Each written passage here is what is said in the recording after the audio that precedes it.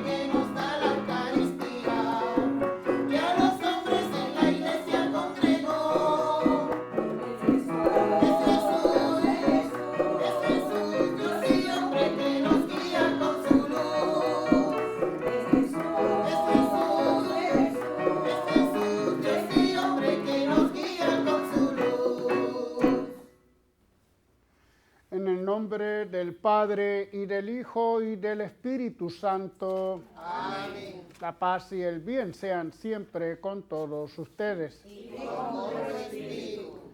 Santa Escolástica junto con San Benito son los grandes ejemplos del monacato, sobre todo occidental.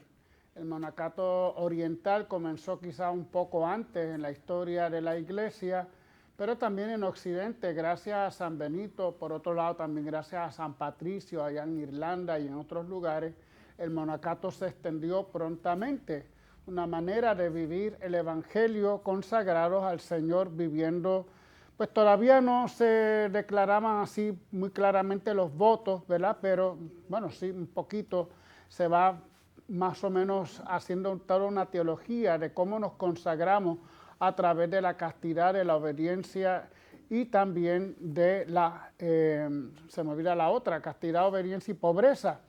Es decir, que poco a poco y a través de la historia, hombres y mujeres han querido seguir, antes decíamos, no sé si todavía, más de cerca a Jesús, aunque todos estamos llamados también a seguir a Jesús también más de cerca.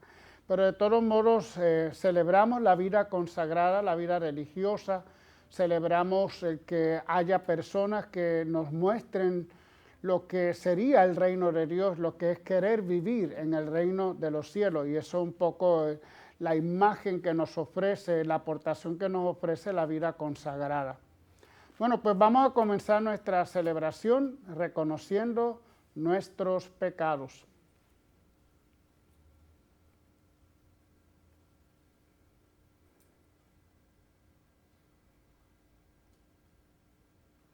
Señor, ten misericordia de nosotros. Porque hemos pecado contra ti. Muéstranos, Señor, tu misericordia. Y danos tu salvación. Dios Todopoderoso, tenga misericordia de nosotros, perdone nuestros pecados y nos lleve a la vida eterna. Amén.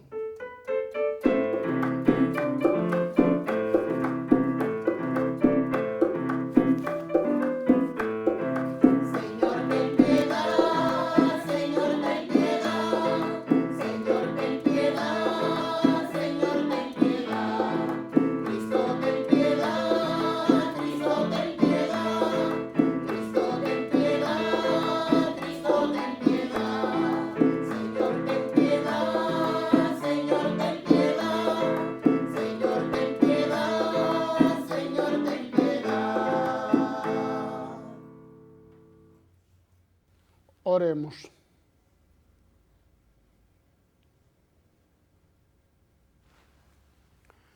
Te pedimos, Padre, en esta celebración de Santa Escolástica Virgen, que siguiendo su ejemplo te sirvamos con un amor puro y experimentemos las delicias de tu amistad. Por nuestro Señor Jesucristo, tu Hijo, que vive y reina contigo en la unidad del Espíritu Santo, y es Dios, por los siglos de los siglos. Amén. La criatura que pretende ser como Dios se sale de los límites de sus posibilidades y se traiciona a sí misma. Por intentar traspasar esos límites, perdieron la amistad con Dios y tuvieron que iniciar la lucha con la naturaleza que se les volvió hostil. Escuchemos.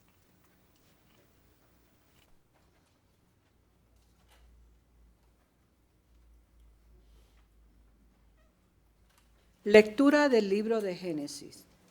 La serpiente era el más astuto de los animales del campo por el Señor Dios había hecho, y dijo a la mujer: ¿Cómo es que os ha dicho Dios que no comáis de ningún árbol del jardín? La mujer respondió a la serpiente: podemos comer los frutos de los árboles del jardín. Solamente del fruto del árbol que está en mitad del jardín nos ha dicho Dios: no comáis de él ni lo toquéis, bajo pena de muerte. La serpiente replicó a la mujer: no moriréis.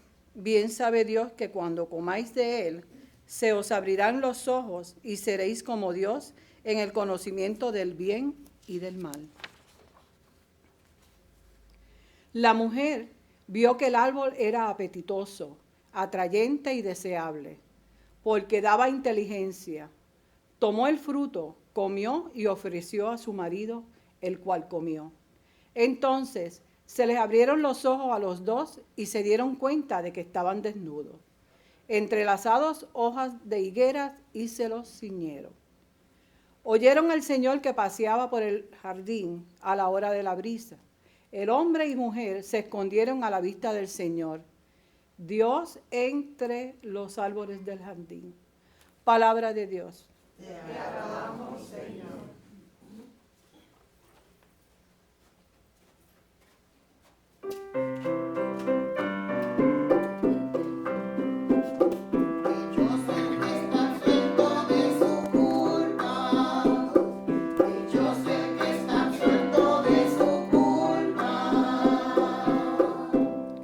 Dichoso el que está absuelto de su culpa, a quien le han sepultado sus pecados. Dichoso el hombre a quien el Señor no le apunta el delito. Dichoso el que está absuelto de su culpa. Había pecado, lo reconocí, no te encubrí mi delito. Propuse, confesaré al Señor mi culpa, y tú perdonaste mis culpas y mi pecado. Dichoso el que está absuelto de su culpa. Por eso, que todo fiel suplique en el momento de la desgracia, la crecida de las aguas caudalosas no lo alcanzará. Dichoso el que está absuelto de su culpa. Tú eres mi refugio, me libras del peligro, me rondas de cantos de liberación. Dichoso el que está absuelto de su culpa.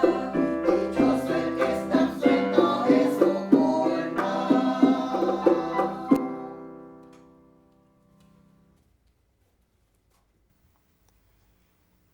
Marcos sigue revelando la persona y misión de Jesús a través de sus actuaciones.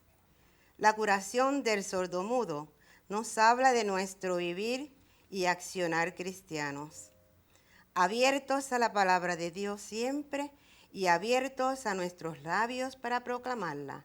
De pie para la proclamación del Evangelio, antes cantemos el aleluya.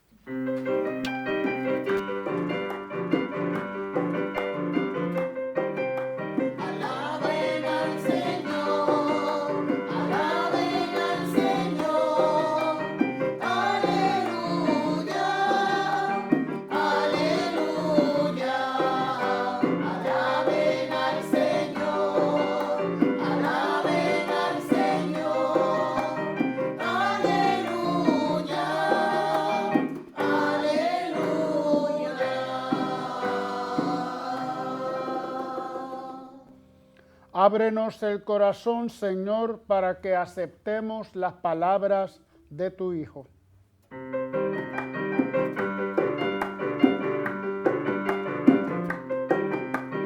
Alaben al Señor, alaben al Señor, aleluya, aleluya. Alaben al Señor, alaben al Señor, aleluya, aleluya.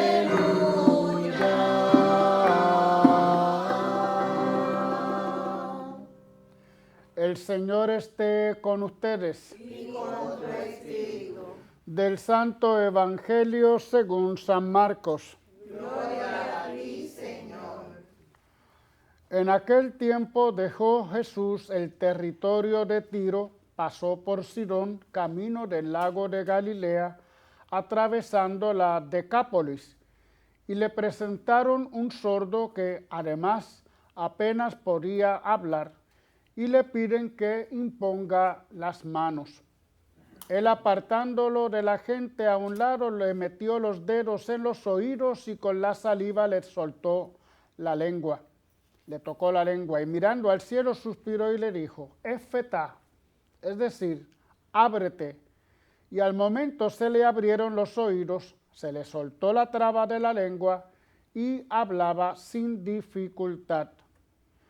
Él les mandó que no lo dijeran a nadie, pero cuanto más se lo mandaba, con más insistencia lo proclamaban ellos. Y en el colmo del asombro decían, todo lo ha hecho bien, hace oír a los sordos y hablar a los mudos.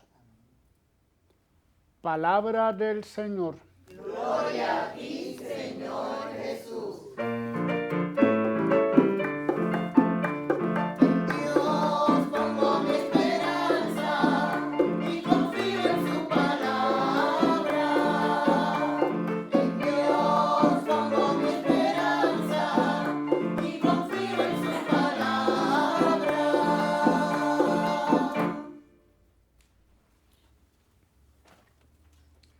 En nuestra homilía hoy nos ocupamos más de la primera lectura del libro del Génesis, este capítulo tan interesante.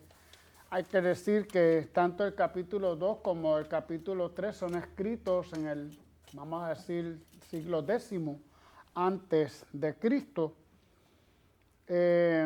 por algún sabio que querría abrir un poco la mente con respecto a situaciones que vivía el pueblo de Israel. Y vamos un poco a plantearlo. Todos nos preguntamos quién es esa serpiente de la que habla el Génesis, este capítulo. Nos preguntamos si era un animal de los que a Dios había creado, pero tan pronto como nos proponemos pensar que es un animal real, pues no era tan real porque tenía más sabiduría que el mismo Adán y Eva. Es decir, hablaba y podía comunicarse con ellos y tenía una sabiduría extraña. Un animal normal no lo tiene. Por lo tanto, ya el mismo hecho de acercarnos a empezar a preguntarnos sobre estos personajes nos hace ver que no estamos ante una historia verídica, una historia real, sino que estamos ante la narración de un mito. Recuerden, los mitos era la manera como los antiguos trataron de explicar el mundo. Hoy tenemos la ciencia, hoy tenemos quizás también, ya desde los presocráticos tenemos la filosofía, pero sobre todo tenemos la ciencia, que es la manera como nosotros decimos al mundo, así decimos al mundo, como explicamos el mundo. Pero en aquel tiempo lo que había era la mitología, o los mitos, y de ahí sale todo lo que llamamos mitología. Por lo tanto, estas narraciones son mitos, que no son embustes ni mentiras, simplemente son otras maneras de narrar y de llevar mensajes. Cuando preguntamos si la Biblia entonces, porque nos escribe mitos, nos narra mitos, está mintiendo, nada de eso. Simplemente es otra manera de acercarnos a la realidad. Bueno, pues hay varias teorías acerca de quién era la serpiente. Muchos decían, pues es un animal real. Pero un animal real, ¿por qué Dios lo va a castigar? En todo caso, tendría que castigar al diablo.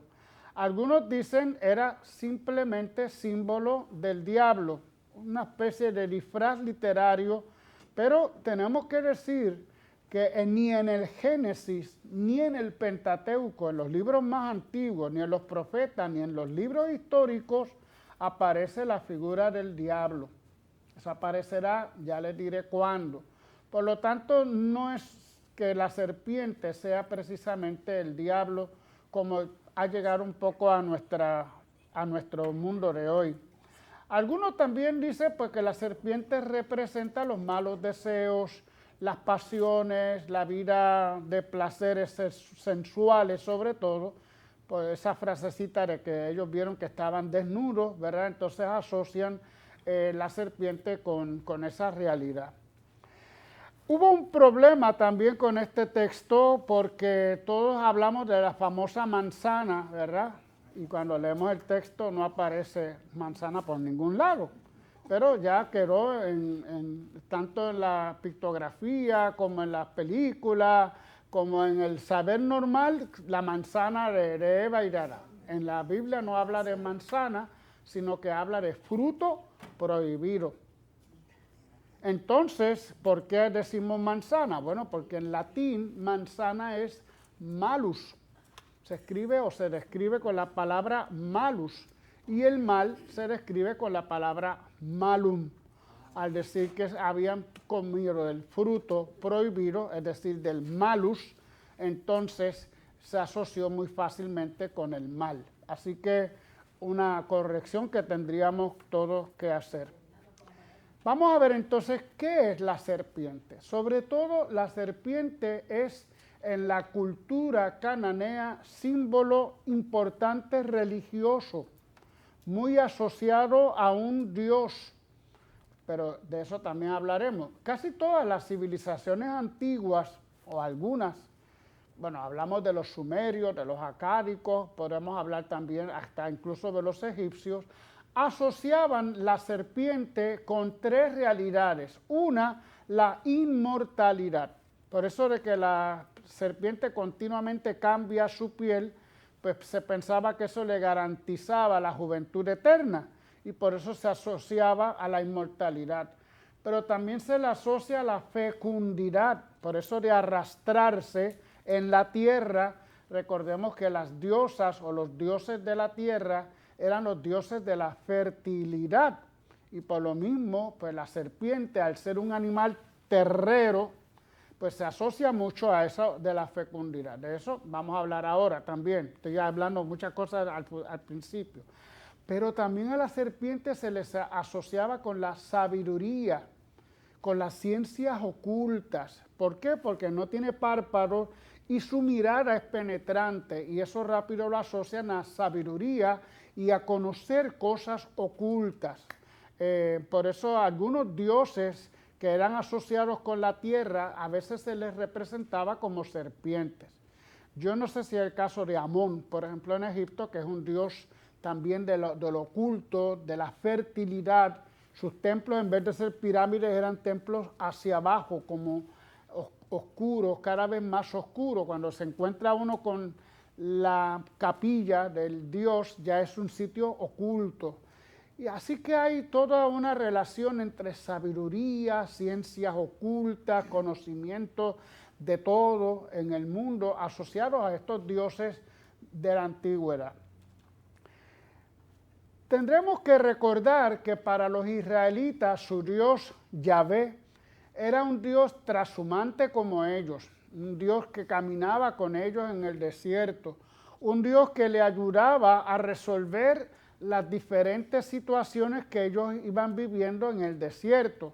Un Dios que les proveía de agua, que les proveía también de alimento cuando lo necesitaban, que enviaba plagas a los enemigos opresores. Era un Dios poderoso de truenos, de rayos, y que velaba por la justicia también en el campamento. Cuando los judíos llegan a la llamada tierra prometida, allí se encuentran con el pueblo cananeo, un pueblo que ya no es nómada, que no es nómada, un pueblo que vive sedentario, que vive de la agricultura y que su Dios entonces responde a las necesidades de un pueblo sedentario, no de un pueblo seminómada. Este Dios se le va a llamar Baal, aunque también sabemos que Baal puede ser una especie de genérico, ¿verdad? De decir que pues, los dioses se llamaban Baal. Cuando hablamos de, por ejemplo, del profeta Elías, dice que luchó contra los Baales, es decir, que eran en plural, muchos Baales. Pero hablamos de un dios, Baal, del que conocemos también ciertas cosas interesantes. A ver si no se me pierde donde lo tengo. Baal proveía al pueblo cananeo de lluvias, era el pueblo que fertilizaba los campos, que fertilizaba las cosechas, bueno, las cosechas eran fruto de la fertilidad, los ganados, y también fertilizaba a los hombres, a los seres humanos. ¿Cómo lo hacía Baal? ¿Cómo fertilizaba todo? Pues tenía su esposa. Tenía su esposa que se llamaba Asherá. Asherá era otra diosa con la que él se unía continuamente. Así que la fertilidad se realizaba gracias a la unión de Asherá y de Baal continuamente allá en el cielo, en los campos siderales. Pero el culto cananeo se realizaba repitiendo esas relaciones, de tal manera que en los templos cananeos habían espacios dedicados a la prostitución sagrada. Es decir, cuando los hombres se unían a prostitutas, entonces era el ritual con el cual se aseguraba la fertilidad de los campos. Así que fíjense cómo es una religión muy dada a las relaciones sexuales, una religión que no tenía normas, que no tenía más ritos que estos ritos de fertilidad, una religión que también buscaba y auscultaba con adivinos el futuro, una religión fácil en comparación con la religión de los judíos, que eran los 10 mandamientos y el montón de mandamientos que nosotros conocemos. Cuando el pueblo hebreo llega a estas tierras prometidas, a estas tierras donde hay una religión, donde la fertilidad se realiza repitiendo las relaciones entre Baal y Asherá, pues le resulta una religión mucho más cómoda, mucho más fácil. Y ahí es la gran tentación del pueblo de Israel. Olvidar un poco sus severas normas, sus mandamientos tan difíciles muchas veces de cumplir, para vivir en una religión que no les exigía ninguna moral y todo lo contrario, lo único que realizaban eran actos de fertilidad, vamos a llamarle. Esa fue la gran tentación del pueblo de Israel. De tal manera que en el siglo X, este autor de estos 2 capítulos del Génesis, recordemos que el Génesis fue escrito no solo por un autor, sino hay varias tradiciones que luego se juntan y tenemos entonces el Génesis como tal y todo el Pentateuco. Hoy mismo cuando leemos que Jesús caminaba por el jardín, eso no lo vamos a encontrar en algunas tradiciones, como por ejemplo la eloísta, lo vamos a encontrar en la yavista. Ya uno dice, pues esto es tradición yavista, que hace un Dios cercano, un Dios que camina con Adán y Eva, etcétera, etcétera. Pues a este señor se le ocurre, este autor se le ocurre presentar esta gran tentación del pueblo de Israel.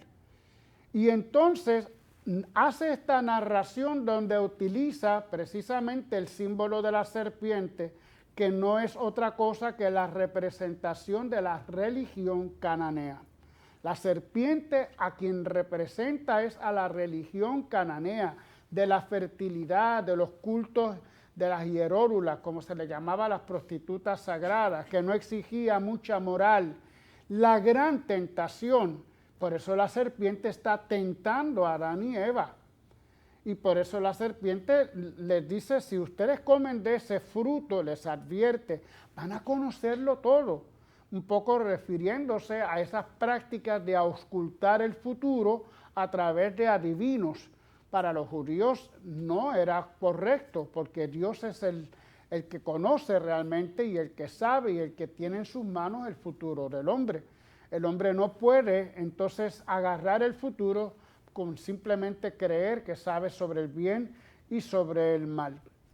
Sin embargo, ya un poco más tarde, podríamos decir 900 años después de haberse escrito el Génesis, lo ponemos en el siglo X, este lo ponemos casi en el siglo I, el libro de la sabiduría en el 2:24 dice, por envidia del diablo entró la muerte en el mundo. Entonces es cuando por primera vez se relaciona la serpiente con el diablo.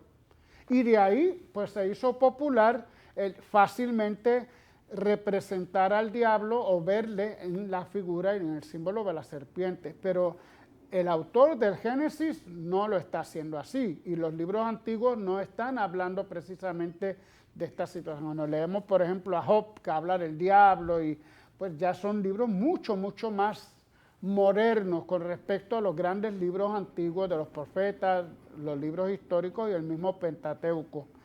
Se popularizó entonces la idea de que la serpiente del Génesis es el diablo. En el mismo Apocalipsis, cuando Juan habla del dragón, habla también, dice la serpiente, ¿verdad? Esta idea entonces se fue popularizando de tal manera que hoy nosotros rápidamente relacionamos la serpiente con el mal, con Satanás. Lo que intentó el autor del Génesis fue hacerle ver los males que estaba viviendo su sociedad, la tentación fuerte de vivir una vida sin moral, de vivir una vida sin servicio a los demás, de vivir una vida dedicada simplemente a estos menesteres sexuales, vamos a decir, y que trae sus consecuencias y consecuencias terribles. El Génesis también nos está diciendo a cada uno de nosotros, tenemos también que detectar cuáles son los males de nuestro mundo y saber que esos males también vienen por nuestro no querer estar con Dios y someternos a la voluntad de Dios, de querer hacer la voluntad de Dios, que no es otra cosa que el amor, ¿verdad? Y no el desenfreno. De tal manera que es como un aviso también para nuestro mundo de hoy, de tal manera que detectando los diferentes males, podemos hablar de la opresión, podemos hablar de las violencias que viven en el mundo, de la opresión, de la corrupción. Todos estos males no son sino consecuencias de no querer estar con el Señor, de querer rechazar la voluntad de Dios y entonces vivir a nuestras propias anchas, ¿no? De tal manera que eso lo que nos lleva es a consecuencias todavía más nefastas. El libro del Génesis nos trata de descubrir el gran engaño que puede haber en los placeres, en las cosas bonitas, supuestamente los comodidades que nos ofrece la sociedad de hoy, la nueva religión cananea de nuestro tiempo, es decir, la religión de lo fácil, la religión de lo rápido, la religión del egoísmo, como de la insolidaridad, como decía el Papa Francisco, como dice el Papa Francisco. Y es una advertencia, leer el Génesis nos ayuda un poco también a interpretar nuestro presente. Pues nada, ya tenemos un poquito más claridad acerca de esa famosa serpiente, porque se dicen tantas cosas y nos inventamos tantas cosas que es bueno ir aclarándonos también en estos asuntos. Amén. Amén.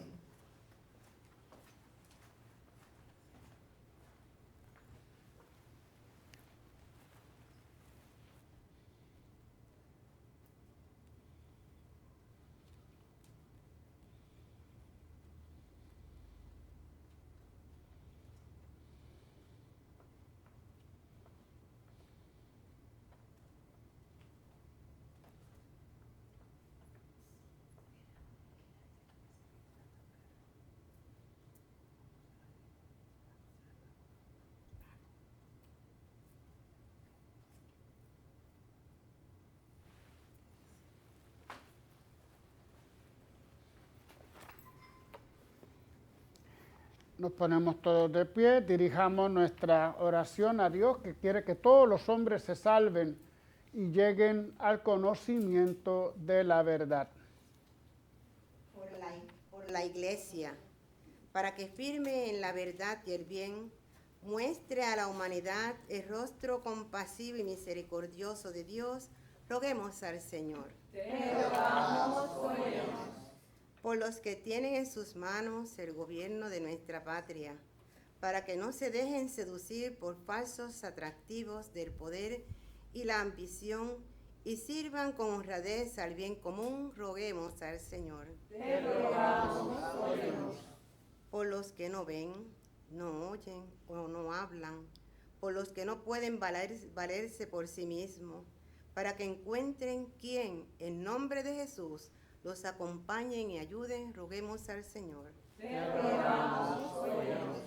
Por cada uno de nosotros, por nuestros familiares y amigos, para que con humildad de corazón escuchemos la voz del Señor y vivamos en su presencia, roguemos al Señor.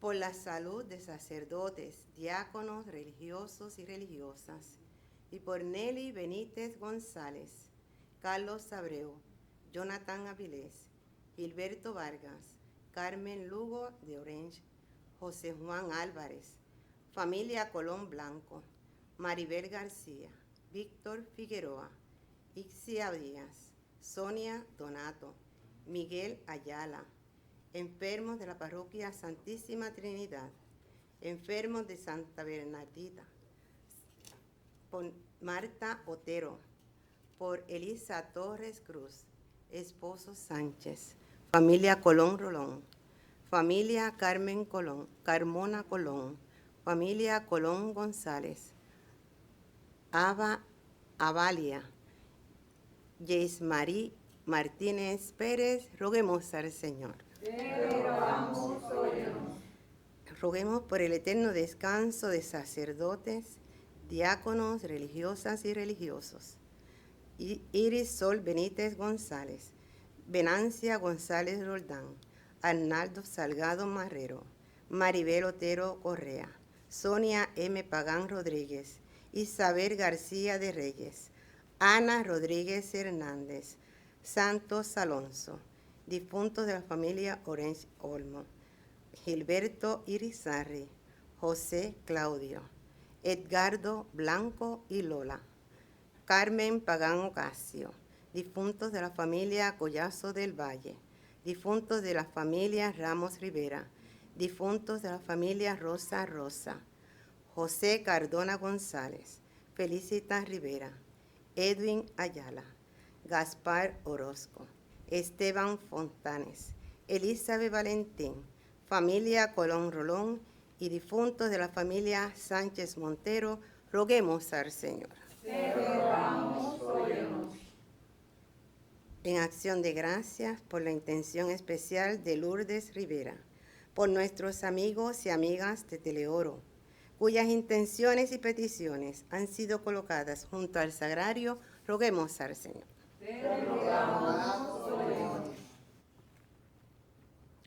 Señor Dios y refugio, fortaleza nuestra, escucha las oraciones de tu iglesia y concédenos por tu bondad lo que te pedimos con confianza y con fe. Por Jesucristo nuestro Señor. Amén.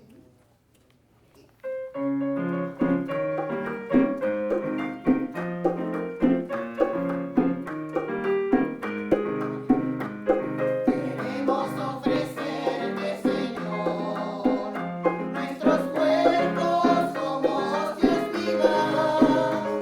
Queremos ofrecerte, Señor, los detalles de nuestras vidas.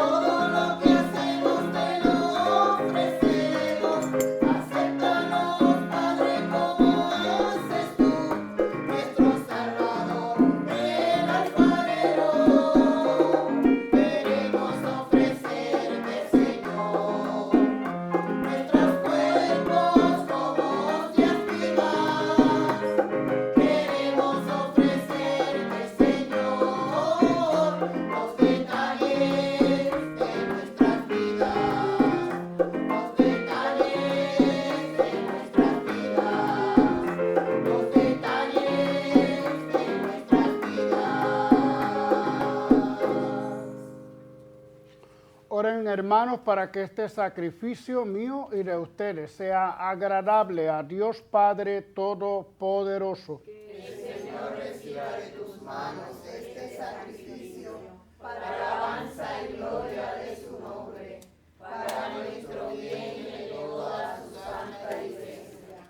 Señor y Dios nuestro, te pedimos que Santa Escolástica, Virgen, tu fiel esposa, encienda en nuestro corazón la llama de la caridad divina que ella suscitó en otras vírgenes para gloria perpetua de tu iglesia. Por Jesucristo nuestro Señor. Amén. El Señor esté con ustedes. Y con tu espíritu. Levantemos el corazón. Lo tenemos levantado hacia el Señor. Demos gracias al Señor nuestro Dios. Es justo y necesario. En verdad es justo y necesario, es nuestro deber y salvación darte gracias siempre y en todo lugar, Señor Padre Santo, Dios Todopoderoso y Eterno. Al recordar a los santos que se consagraron a Cristo por el reino de los cielos, celebramos tu admirable providencia. Por ella, la humanidad recobra la santidad primera y experimenta anticipadamente los bienes que espera recibir en el cielo. Por eso, con los ángeles y los santos, cantamos sin cesar el himno de tu gloria.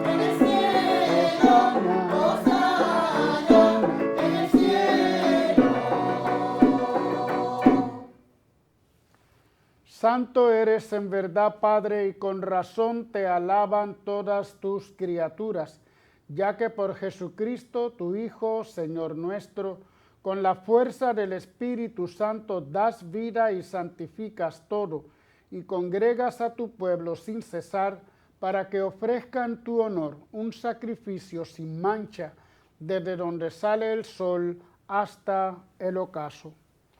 Por eso, Padre, te suplicamos que santifiques por el mismo Espíritu estos dones que hemos separado para ti, de manera que se conviertan en el cuerpo y la sangre de Jesucristo, Hijo tuyo y Señor nuestro, que nos mandó celebrar estos misterios. Porque Él mismo, la noche en que iba a ser entregado, tomó pan, dando gracias, te bendijo, lo partió y lo dio a sus discípulos, diciendo: tomen y coman todos de él, porque esto es mi cuerpo que será entregado por ustedes.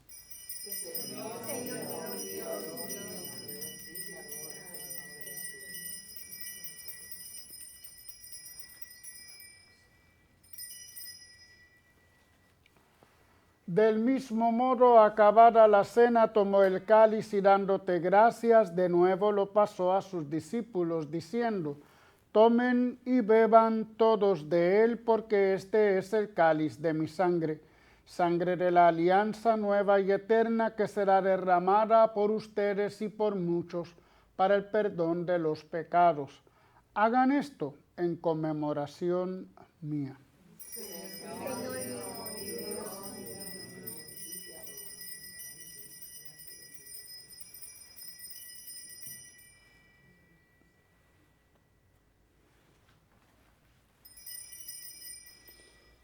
Aclamen el misterio de la redención. Cada vez que comemos de este pan y bebemos de este cáliz, anunciamos tu muerte, Señor, hasta que vuelvas. Así, Padre, al celebrar ahora el memorial de la pasión salvadora de tu Hijo, de su admirable resurrección y ascensión al cielo, Mientras esperamos su venida gloriosa, te ofrecemos en esta acción de gracias el sacrificio vivo y santo. Dirige tu mirada sobre la ofrenda de tu iglesia y reconoce en ella la víctima por cuya inmolación quisiste devolvernos tu amistad, para que fortalecidos con el cuerpo y la sangre de tu Hijo y llenos de su Espíritu Santo, formemos en Cristo un solo cuerpo y un solo espíritu. Que Él nos transforme en ofrenda permanente, para que gocemos de tu heredad junto con tus elegidos, con María, la Virgen, Madre de Dios, los apóstoles y los mártires y todos los santos por cuya intercesión confiamos obtener siempre tu ayuda. Te pedimos, Padre, que esta víctima de reconciliación traiga la paz y la salvación al mundo entero. Confirma en la fe y en la caridad a tu iglesia peregrina en la tierra, a tu servidor el Papa Francisco, a nuestro obispo Roberto, al orden episcopal, a los presbíteros, diáconos y a todo el pueblo redimido por ti. Atiende los deseos y súplicas de esta familia que has congregado en tu presencia. Reúne en torno a ti, Padre misericordioso, a todos tus hijos dispersos por el mundo. A nuestros hermanos difuntos y a cuantos murieron en tu amistad, recíbelos en tu reino, donde esperamos gozar todos juntos de la plenitud eterna de tu gloria. Por Cristo Señor nuestro, por quien concedes al mundo todos los bienes. Por Cristo, con Él y en Él, a ti Dios Padre omnipotente, en la unidad del Espíritu Santo, todo honor y toda gloria por los siglos de los siglos.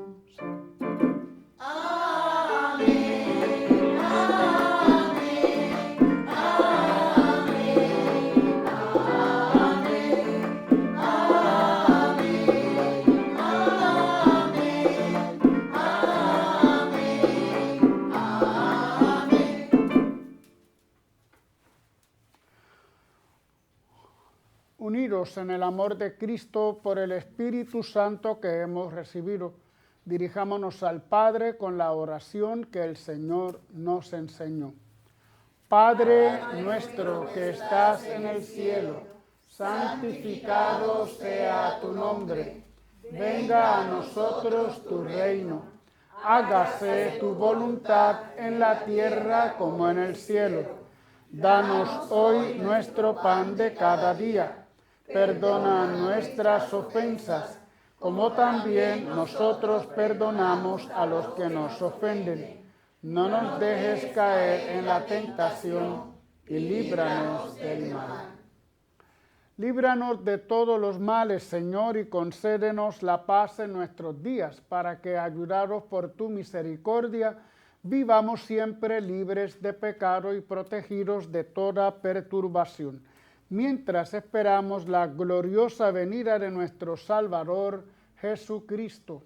Tuyo es el reino, tuyo es el poder y la gloria, por siempre, Señor. Señor Jesucristo, que dijiste a tus apóstoles, la paz les dejo, mi paz les doy.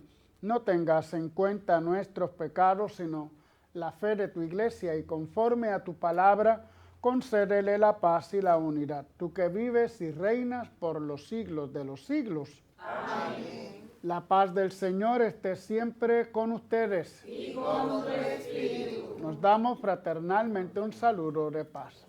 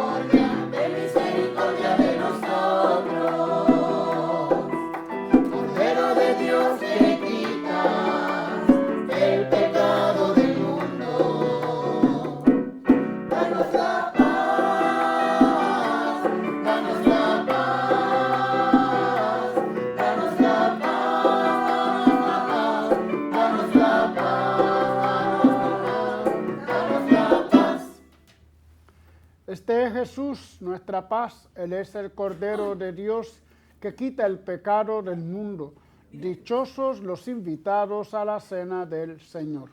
Señor, no soy digno de que entres en mi casa, pero una palabra tuya bastará para sanarme.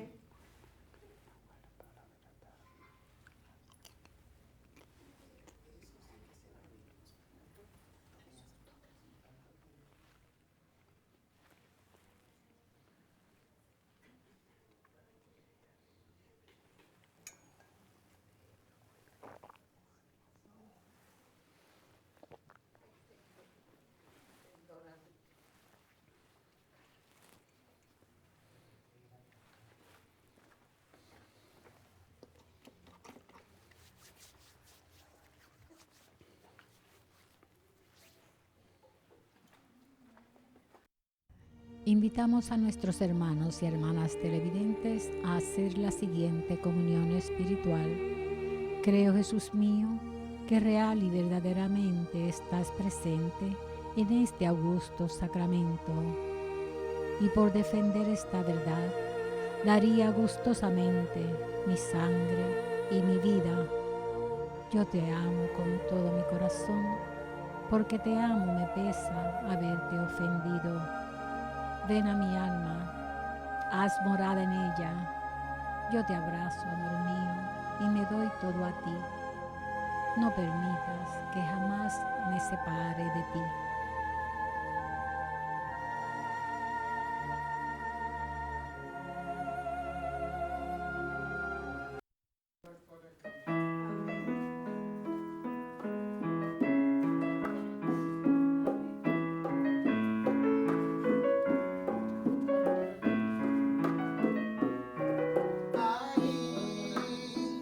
En la Eucaristía está su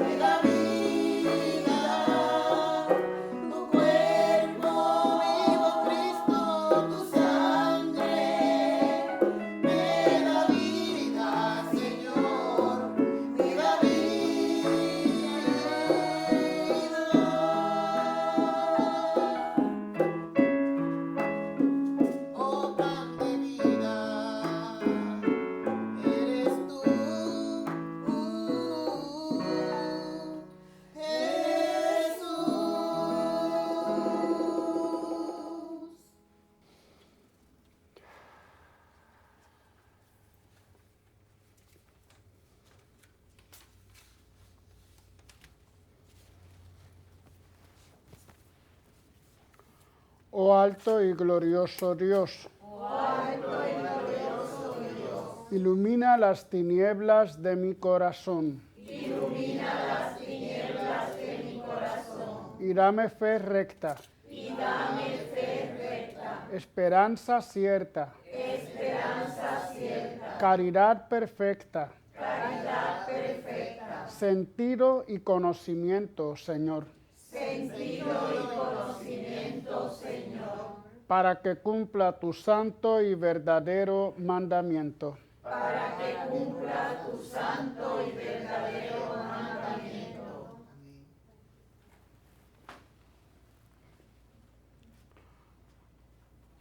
Oremos.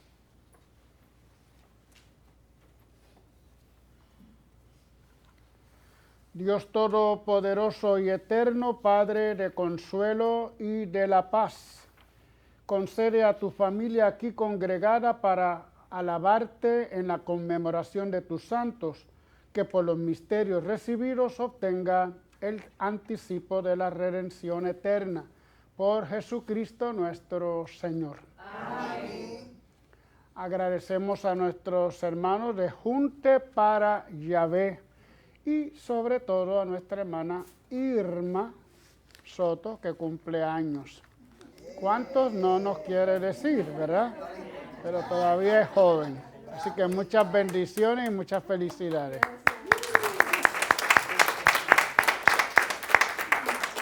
A todos nuestros hermanos que están aquí presentes, a nuestra hermana Iris Sánchez, que es la coordinadora de nuestras misas, a nuestro hermano Irving allá en el control. A todos, muchas gracias. Y a ustedes que también nos sintonizan. Sin ustedes, pues no tiene sentido. Nuestra celebración se hace amplia, se hace universal. Ya lo es, pero se hace patentemente universal. Así que gracias. Recuerden siempre sintonizar con Dios. El Señor esté con ustedes. Y con tu espíritu. Que el Señor les bendiga y les guarde. Amén. Vuelva a ustedes su rostro y les conceda su favor. Amén. Les mire benignamente y les dé la paz. Amén. Que el Señor les bendiga, hermanos, en el nombre del Padre y del Hijo y del Espíritu Santo. Amén. La alegría del Señor sea nuestra fuerza. Pueden ir en paz. Demos gracias a Dios.